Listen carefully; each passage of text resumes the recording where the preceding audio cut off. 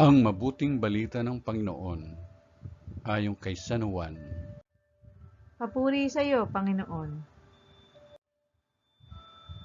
Noong panahong iyon, sinabi ni Jesus sa kanyang mga alagad,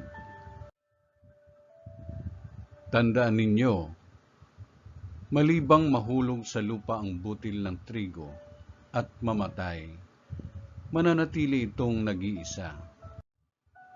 Ngunit kung mamatay, ito'y mamumunga ng marami.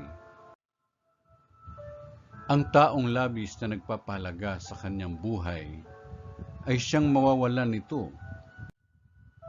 Ngunit ang napupuot sa kanyang buhay sa daigdig na ito ay siyang magkakaroon nito hanggang sa buhay na walang hanggan. Dapat sumunod sa akin ang naglilingkod sa akin. At saan man ako naroroon, ay naroon din ang aking lingkod. Pararangalan ng Ama ang sinumang naglilingkod sa akin." Ang mabuting balita ng Panginoon.